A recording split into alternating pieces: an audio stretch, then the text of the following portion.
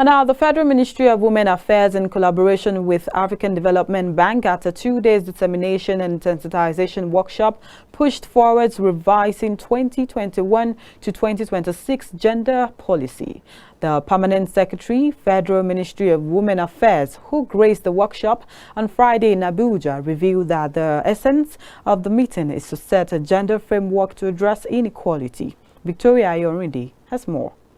In the year 2000, Nigeria developed women policy and was later reviewed in the year 2006.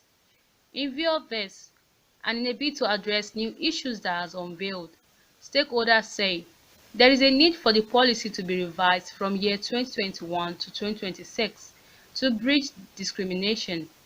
While interacting with the press during the workshop on Friday in Abuja, the Permanent Secretary, Federal Ministry of Women Affairs, Monilola Udo, said that the 2021 to 2026 national policy focused on the rights of women to build a healthy nation. She added that the revised national policy is to promote rights of all gender, bringing equality.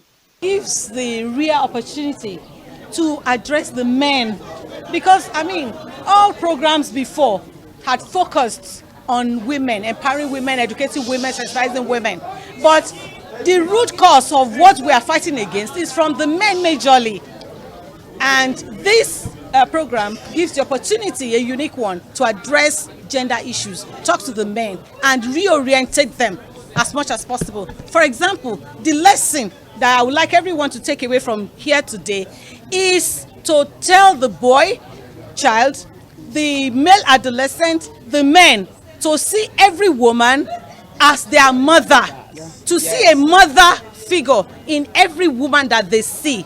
The treatment will be different, and the perception will be different. We will be better respected, and will be given that opportunity, to express the God-given gifts that we have in us. Women are 50% of the population, and trust me, like I always educate younger girls, that look, God gave us the same brains. Meanwhile, stakeholders called on the participants to disseminate and domesticate the policy in their various spaces. Is to say thanks to Ministry of Home Affairs for not just developing the national gender policy or revising the national gender policy, but also taking the initiative to disseminate and sensitize actors who are supposed to implement the national gender policy across the federation. Policy is a very, very important tool. It's a very important document. It sets out how we should be engaging on issues of gender equality and women's empowerment. And UN Women has always been at the forefront of the development of the strategy and, of course, the review of the strategy.